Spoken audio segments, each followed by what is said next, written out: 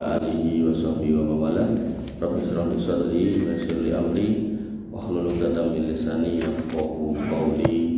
Amma ba'du. Bapak Ibu yang dirahmati Allah, alhamdulillah, puji syukur kehadirat Allah kita aturkan atas limpah nikmat yang kita terima, iman Islam yang harus selalu kita rawat, kita jaga, dan kita rawat, kita jaga di atas ilmu. Dan ilmu dalam agama ini banyak sekali.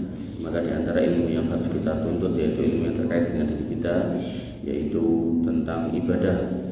Dan dalam hal ini saya sampaikan menggunakan kitab Bulughul Maram. Kalau tadi yang dibacakan Riyadhus Shalihin, maka kita mulai dengan bab Thaharah. Dan dalam bab Thaharah atau kitab Thaharah kita sampai dalam bab mengusap kedua khuf. Khuf itu secara makna adalah alas kaki. Nah, nanti tinggal bentuknya, apakah sepatu, apakah sandal, apakah kaos kaki. Anil Mughirah bin Syu'bah, dari Mughirah bin Syu'bah qala, dia berkata, hadis nomor 63, kuntu ma'an Nabi sallallahu alaihi wasallam, aku bersama dengan Nabi sallallahu alaihi wasallam, fatawaddo'a. Kemudian beliau berwudu. Fa ahwaitu li anzi'a khufaihi. Lalu saya jongkok ingin melepas kedua sandal beliau, alas kaki beliau. Faqala, kata Nabi, dakhuma, tinggalkan. Bahasa Jawa ini sasah gitu. Fa inni adkhaltumuha tahirataini, karena aku memakainya, waktu memakainya dalam keadaan suci. Famasaha 'alaiha, kemudian beliau mengusap atasnya, mengusap keduanya. Dalam kalau famasaha 'alaiha itu bukan sekedar keduanya, tapi atasnya. Umpama ini sandal dan sepatu, atasnya, bawahnya enggak. Nah, Syekh Al-Faqih mengatakan khuf adalah sepatu yang menutupi mata kaki. Jadi sifatnya lebih mendekati ke sepatu yang menutupi mata kaki, atau umpama sandal itu sandal slop. Mereka tidak memakai di atasnya dengan sepatu yang lain, atau untuk menutupi sepatu yang sedang dipakai. Jadi memang itu yang dipakai satu-satunya. Bahkan mereka menginjak tanah dan melakukan sholat dengan khuf setelah menggosoknya dengan tanah. Jadi di dalam Islam sebenarnya kita sholat pakai alas kaki itu boleh. Cuman zaman dulu masjidnya itu tanahnya ini, bawah lantainya ini pada pasir itu, sehingga orang kalau mau masuk pakai sandal atau sepatu itu di luar itu digosokkan dulu 3 kali baru masuk. Sehingga Bapak Ibu yang dirahmati Allah Subhanahu wa taala, sunnah itu saya istriku saya nggak bisa kita terapkan sekarang, karena hampir semua masjid pakai keramik, pakai karpet kayak yang di sini. Maka khuf yang dimaksud akhirnya yang boleh kita pakai untuk masuk itu bukan sepatunya, tapi kaos kakinya. Nah, agar aplikasinya benar, maka satu, pastikan kaos kakinya itu suci. Kemudian yang kedua, jenengan sebelum memakainya, jenengan itu wudu dulu. Jadi jenengan suci sudah, maka baru jenengan pakai kaos kaki yang bersih itu. Nah, Bapak Ibu yang dirahmati oleh Allah Subhanahu wa taala, sehingga ketika nanti jenengan misal sudah masuk di masjid pakai kaos kaki terus kentut, terus mau wudu, maka jenengan bisa wudu. Misal di dekat sini ada keran mepet gitu kan, jenengan bisa wudu langsung di situ. Nah, di kaki itu, kaos kakinya nggak usah dilepas, tinggal tangan jenengan itu dengan basah itu air dengan buang, terus jenengan usapkan si air itu ke atas, bagian atas kaos kaki jenengan. Itu sudah sah jenengan wudu seperti itu. Maka Bapak Ibu yang dirahmati Allah, nanti dalam kitab fikih yang lain, kopiahnya pun nek perlu nggak usah dilepas, jadi usap kepala itu usap kopiahnya kan bisa. Nah, tinggal yang kopiah ini masih ada khilaf ulama. Kalau yang khuf ini ulama hampir semuanya sepakat tentang hukum ini. Oleh karena itu maka kalau zaman dulu bisa kita pahami karena tanah lantai masjid ini tanah, bukan karpet, bukan keramik. Sehingga dari yang saya sampaikan ini menunjukkan bahasanya nggak semua sunnah itu bisa dipakai. Nggak semua sunnah bisa dipakai. Contoh lagi, ada sunnah Ihya Ulmawat. Ihya Ulmawat itu menghidupkan tanah yang mati. Jadi kalau tanah nggak ada yang garap, dengan garap itu kepemilikannya menjadi milik jenengan. Nah, ini diterapkan kan sumber kan rame ya, lemah mriku ora sing garap karena sing bangun dengan terus masa ini wong. Makanya ada beberapa sunnah yang tidak bisa diterapkan sekarang. Kemudian kayak air, api, rumput itu kita boleh berserikat untuk memiliki. Nah, di Indonesia kan itu kalau sampai ditemukan diambil negara, gitu kan, kelola negara. Nah, pemimpin dirahmati Allah Subhanahu Wa Taala, Syekh Al-Basam mengatakan ini adalah salah satu dalil bolehnya mengusap kedua khuf menurut nas yang mutawatir. Mutawatir itu jalur riwayatnya banyak dan orang-orang ini tidak pernah ketemu. Berarti sahihnya yang paling sahih ini mutawatir ini. Mengusap khuf bagi siapa yang menggunakannya lebih baik daripada membasuhnya.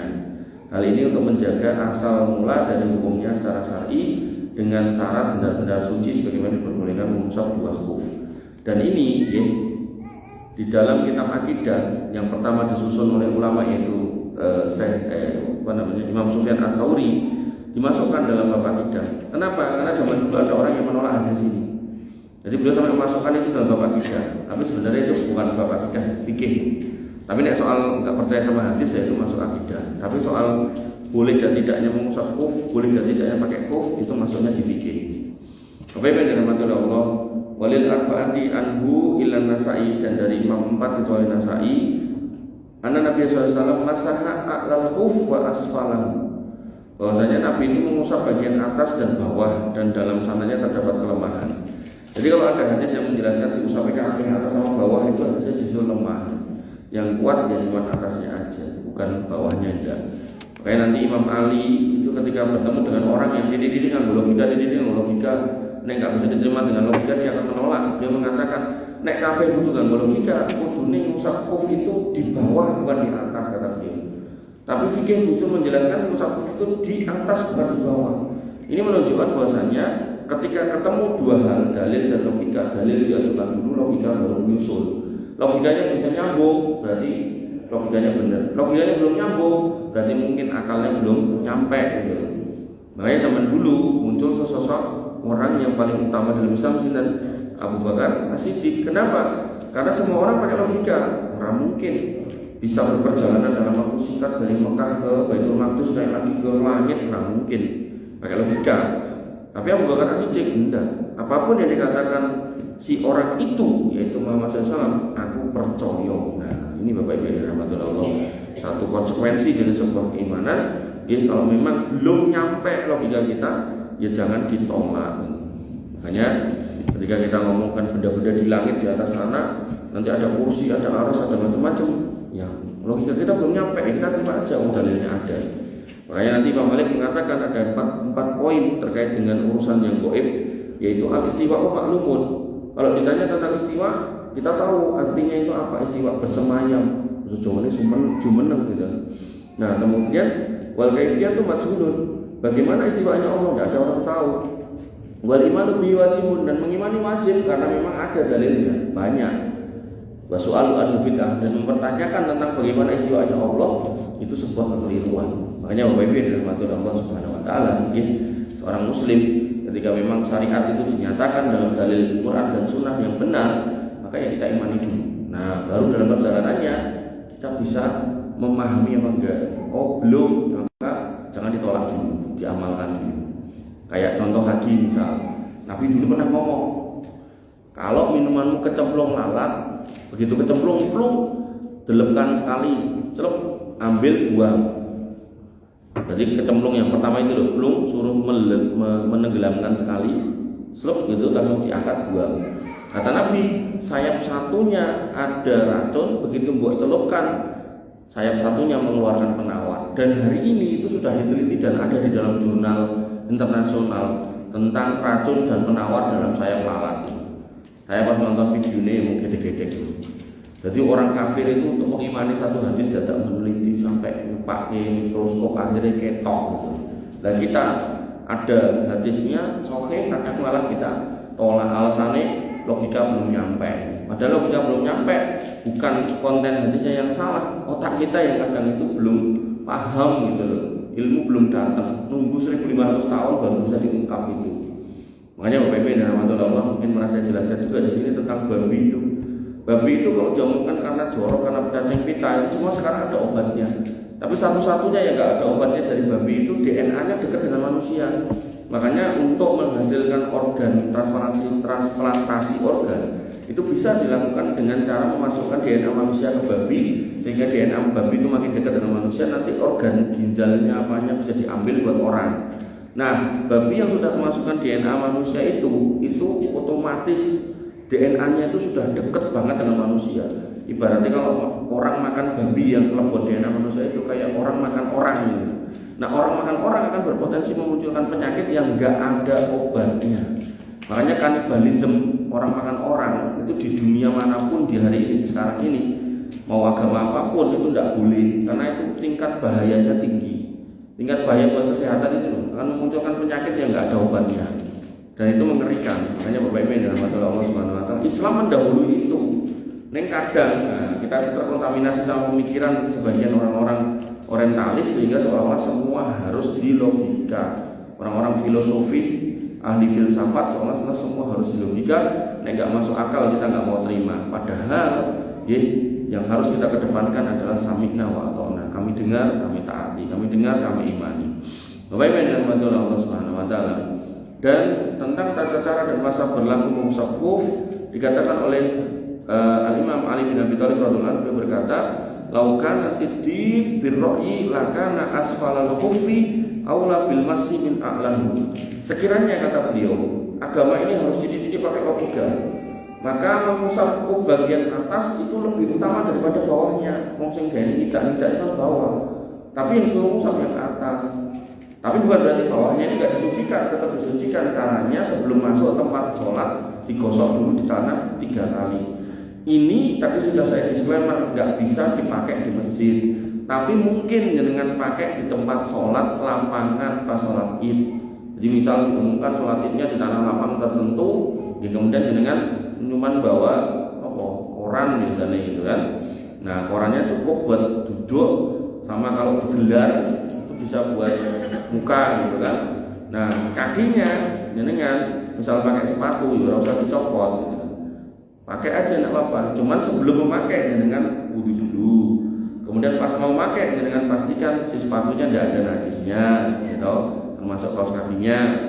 Ketika sudah fix semua, dengan jalan ke tempat sholat itu, begitu mendekati wilayahnya, lapangannya atau apalah batasnya atau jalannya, dengan gosokkan dulu tuh sepatunya itu 3 kali ke tangan, 1, 2, 3, 1, 2, 3. Begitu udah dengan dengarkan itu khutbah dengan pakai sepatu dengan itu. Nanti sholat ya pakailah itu, tidak apa-apa. Hanya Bapak Ibu dalam hati Allah, Imam Ali sampai mengatakan kalau agama harus masuk akal, gitu kan, maka harusnya musaf itu di bawah bukan di atas. Kemudian waqat ra'aitu Rasulullah SAW, kata beliau, bahwasanya aku telah mendengar Nabi SAW yang sahu ala dohiri khuffaihi. Dan aku sudah melihat Nabi itu musaf atasnya bukan bawahnya. Akhrajahu Abu Dawud bi isnadin hasan, dikeluarkan oleh Imam Abu Dawud dengan sanad hasan. Bapak Ibu yang dirahmati oleh Allah Subhanahu wa taala, hadis ini menunjukkan bahwasanya agama itu bukan berdasarkan logika. Sesungguhnya mengusap khuf di atasnya, bukan di dalamnya, bukan di bawahnya. Barang siapa yang mengusap di bagian bawahnya berarti ia termasuk orang yang berlebihan dan mempersulit diri, sok pintar. Ini kata Syekh Utsaimin, sok pintar serta mengada-ada di dalam agama. Hadis ini sebagai bantahan terhadap kelompok Syiah. Nah, jadi orang Syiah itu tidak mau mengimani hadis ini, karena mereka menilai Ali bin Abi Thalib adalah imamnya para imam, dan para imam mereka menuntut mereka untuk terpelihara dari kesalahan atau maksum. Mereka tidak memberi pendapat kepada mengusap atas khuf, padahal Ali sebagai orang yang mereka imani sebagai imamnya para imam atau salah satu sahabat yang mereka agungkan justru meriwayatkan hadis tentang mengusapkan khuf. Makanya Bapak Ibu yang dirahmati oleh Allah Subhanahu wa taala, jangan bisa mengikuti fikih yang keempat. Yang pertama Maliki, kemudian yang kedua Hanafi, yang ketiga Syafi'i, yang keempat adalah Hambali. Nah, orang Syiah tidak mau pakai empat-empatnya. Dia munculkan yang kelima yaitu Ja'fari. Dan fikih Ja'fari ini aneh, kenapa? Karena semua hadis yang ada di Sahih Bukhari, Sahih Muslim ditolak. Kenapa kok ditolak? Karena mereka mengkafirkan sahabat. Nah, makanya beda banget nanti di fikih Ja'fari ini. Bab sholat ya beda. Jadi mereka yang imam gini, itu kudu di dalam kening bumi gitu. Jadi kudu ada undang-undang Ali 2 3 ke bawah gitu. Jadi misalnya imami terus mati pas imami galek ngurupi malah gitu. Belum lagi nanti sholat dia harus batuknya ada kayak koin gitu, niku lemah lungko dari tanah Karbala yang niku kudu nempel di batuknya. Padahal nek kita mau jujur, sholat itu kan ilmu Nabi dan Nabi itu tidak pernah kayak gitu. Banyak hal-hal yang aneh dari fikih mereka. Banyak pemimpin yang rahmatullah, alhamdulillah kita jadi orang Islam, alhamdulillah tidak jadi orang Syiah. Jadi orang Syiah umat bingungnya. Nah, kemudian ya 66 wa an Sofwan ibni Asal radhiyallahu anhu dan Sofwan bin Asal radhiyallahu anhu dia berkata, karena Rasulullah SAW ya'muruna idza kunna safron. Maka Nabi SAW memerintahkan kami ketika kami safar, Allah tanzi'a hifafana salasa ayyamin walayaliyahuna illa min janabatin walakin min ghaidin wa qaulin wa naumin. Bahwasanya Nabi diperintahkan Nabi SAW untuk tidak melepas sepatu selama 3 hari dan 3 malam. Berarti boleh dipakai terus 3 hari 3 malam. Dengan catatan illa min janabatin, kecuali karena janabah. Nah, janabah kan harus mandi semua, mau nggak mau copot. Tapi walakin min ghaidin, karena buang air besar nggak usah dicopot, buang qaulin nggak usah dicopot, buang naumin karena tidur nggak usah dicopot. Kenapa? Karena kalau safar niku, Bapak Ibu yang dirahmati Allah, niku jalanan niku nopo banyak bahaya, banyak duri, banyak ular, banyak macam-macam. Kemudian yang kedua, ya, musim di sana nek pas panas ya panas, siangnya nek malam niku dibiarkan. Makanya istri saya itu pernah diajak kakaknya ke Eropa itu ya jenenge wong ora tau mriko nggih. Niku mikire nggih kaya nek piknik nang Indonesia ngono niku lho. Dadi mau paitan sendal, dalam musim dingin, wah adem banget. Dan dia cerita ngono aku nggo sepatu. Makanya nek jenengan ningali film-film barat itu kan hampir tiap hari mereka pakai sepatu karena dingin gitu. Makanya Bapak Ibu dan Allah agar tetap melindungi kaki dari rasa dingin, ya jenengan diperbolehkan untuk memakai sepatu itu selama 3 hari 3 malam. Selama tidak urusan janabah. Akhrajahu Nasa'i wa Tirmidzi, dikeluarkan oleh Imam Nasa'i dan Tirmidzi, wa lafdhu lahu wa Ibnu Huzaimah dan juga dikeluarkan oleh Ibnu Huzaimah dan disahihkan oleh Ibnu Huzaimah. Syekh Al-Basam mengatakan, di sini mengindikasikan bolehnya mengusap kuf dalam bepergian, begitu pula ketika mukim tidak melakukan safar, akan tetapi mengusap kuf pada waktu melakukan safar lebih diperlukan dalam waktu diperbolehkannya mengusap kuf ketika dalam keadaan safar, yaitu selama 3 hari 3 malam.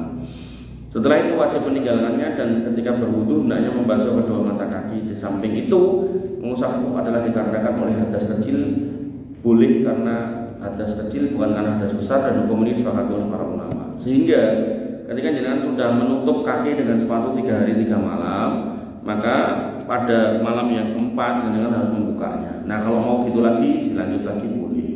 Jadi tidak boleh terus sampai 4 hari 5 hari nggak boleh.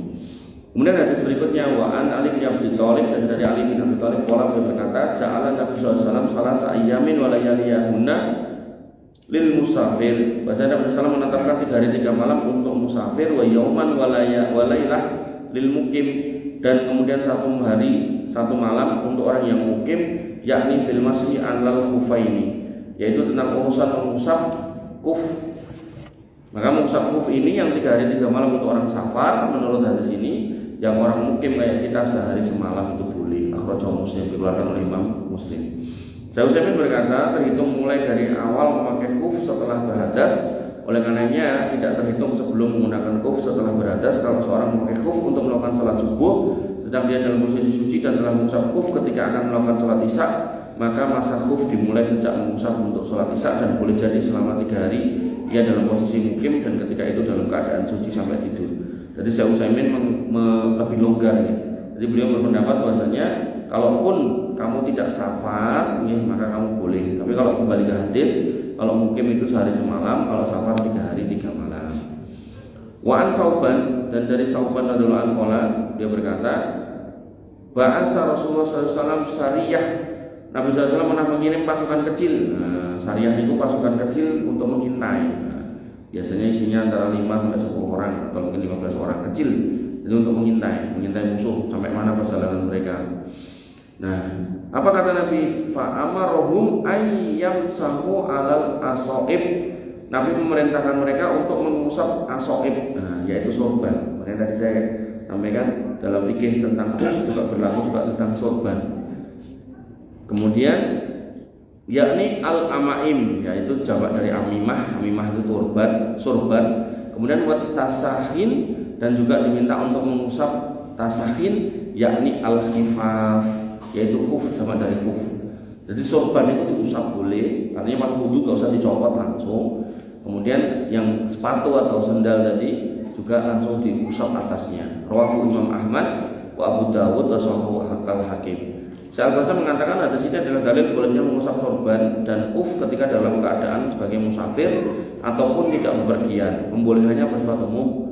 Sedangkan sifat mengusap sorban adalah dengan tangan yang basah pada atas permukaan sorban, bukan pada bagian dalam. Jadi di atas, bukan di dalam. Dalam ini enggak atas. Makanya ini misalnya ini sorban yang tetap dipakai, gitu kan? Dalamnya enggak usah diurusi. Tapi sebelumnya kita wudu seperti biasa, begitu sudah pakai kaos kaki, pakai sepatu, pakai kopiah, kita pakai sorban. Nah, ketika kemudian dalam perjalanan entah kemana, misalnya naik bis segala macam, terus airnya itu kan adanya terbatas kalau di belakang itu. Dalam kita pas di bis itu kentut, nah kita mau turun untuk wudu, untuk sholat nggak bisa karena bisa jalan terus, maka mau nggak mau jangan masuk toilet, nah wudu seperti biasa. Nah begitu sampai di kepala nggak usah dicopot, langsung aja dilap depan. Nah untuk pas kaki sepatunya itu dilap atau pas kakinya dilap. Itu bisa juga digunakan di pas pesawat. Makanya sebagian kaum muslimin yang nggak tahu hukum ini, kadang niku pas di pesawat niku nek wudu niku kakinya juga gitu astagfirullah. Lah nek piyaine kuru krempeng kayak Pak Embong itu bisa lah nek gebrot ya keluar blak. Momennya toiletnya sempit ya, makanya ya Bapak Ibu dirahmati Allah Subhanahu wa taala. Ini memudahkan sebenarnya ketika kita paham, makanya pentingnya untuk bisa paham. Nah, Bapak Ibu dirahmati Allah Subhanahu wa taala. Hadis berikutnya 69 wa Umar radhiyallahu anhu, dari Umar bin Khattab radhiyallahu anhu, mauqufan secara mauquf, wa an Anas, dan dari Anas marfu'an secara marfu', ittawadda'a ahadukum falabisa khufaini falyamsah alaihima. Kalau kemudian salah seorang di antara kamu wudu, maka kalau kalian pakai alas kaki, maka usaplah di atasnya. Wal yusalli fihima, dan kemudian salatlah menggunakan alas kaki itu.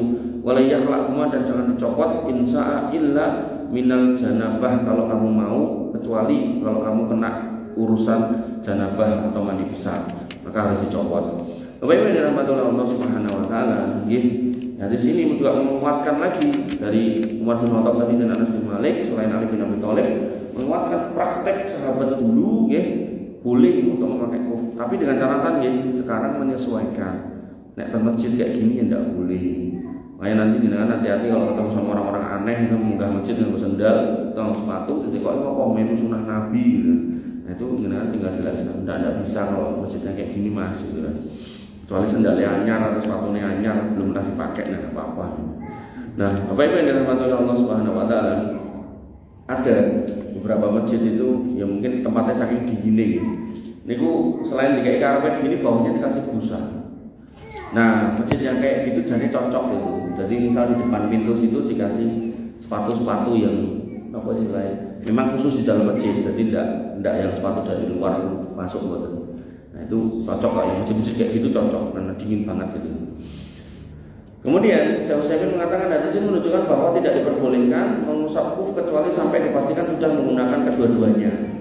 Jadi kok nganggone selen itu tidak boleh, harus dua-duanya dipakai.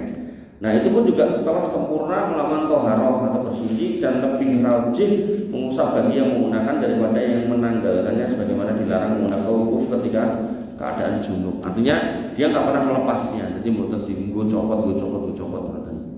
Nah kemudian yang ke-70, Nabi Bakrah radhiyallahu anhu, Nabi sallallahu dari Abu Bakar radhiyallahu anhu dan Nabi sallallahu annahu rakhasa lil musafir salasa ayyam wa layaliyahunna, bahwasanya beliau memberikan rukhsah 3 hari 3 malam untuk memakai khufnya, walil mukim yauman wa lailah, dan buat orang yang mukim sehari semalam, idza tatahhara wala bisa khufain, kalau kemudian jika bersuci dia menggunakan khufnya, ayyam saha alaihima, yaitu untuk mengusap di atasnya. Jadi setelah suci baru dipakai. Jangan pakai dulu baru bersuci. Adil. Suci dulu, begitu suci baru dipakai.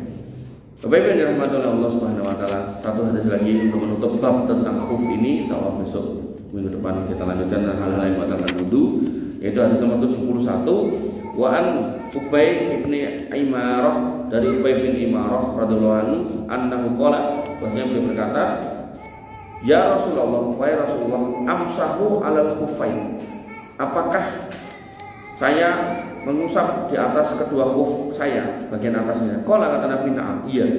Qala, kata yang bersangkutan, Ubay bin Imarah, yauman, sehari aja. Qala, kata Nabi, na'am, iya. Qala, kata Ubay bin Imarah, wa yaumain, gimana kalau 2 hari? Qala, kata Nabi, na'am, ya wis ra apa-apa, boleh. Qala, kata Ubay bin Imarah, wa salasan, gimana kalau 3 hari? Qala, kata Nabi, na'am, ya boleh. Wa masyita, kata Nabi bahkan ditambahi, ya wis sakarepmu, terserah kamu. Nah, hadis ini dikeluarkan oleh Abu Dawud dan beliau berkata tidak kuat. Bapak Ibu yang dirahmati Allah Subhanahu wa taala, kelebihan kitab Bulughul Maram dibandingkan kitab lain itu apa? Beliau menuliskan hadis yang dhaif, juga hadis yang sahih dan hasan. Fungsinya agar kita itu tahu, karena beliau sudah memahami adanya khilafiyah mazhab 4 tadi, agar orang itu nggak berdebat mana yang benar mana yang salah. Jane telung dino apa sedino, luwih saka telung dino itu orang. Nah, beliau tampilkan itu hadisnya ini, hadisnya nggak sahih, nggak kuat, sehingga kesimpulannya tentang musab sepatu ini, nek jenengan safar maksimal 3 hari 3 malam, nek jenengan mukim maksimal 1 hari 1 malam. Lebih dari itu tidak boleh, harus dicopot dulu, jenengan wudu dengan dicopot, nah baru dilanjutkan lagi adegan pakai khufnya itu. Kalau jenengan safar tambah 3 hari, kalau jenengan mukim 1 hari. Mekaten. Nanti dalam bab kunut subuh enten. Jadi menariknya kitab ini nih Bu. Ning lucune nggih piye-piye yang kunut subuh itu jadi yang maca kitab ini ning hadisnya tetap baik dianggap hasan atau sahih. Padahal nanti ditampilkan bahwasanya tentang kunut subuh itu hadisnya nyata-nyata dhaif. Sehingga kita kalau memang tahu itu dhaif, apalagi dalam praktek ibadah, ya sebaiknya ditinggalkan. Karena kunut ya adanya cuma kunut witir dan kunut nazilah. Sudah. Bapak Ibu yang dirahmati Allah, mungkin ini yang bisa saya sampaikan. Insya Allah di pekan yang akan datang kita sambung dalam bab yang baru, yaitu hal-hal yang membatalkan wudu. Ada yang mau nanya? Gak ada kan? Nah baik. Kurang lebih saya mohon maaf. Waalaikumsalam.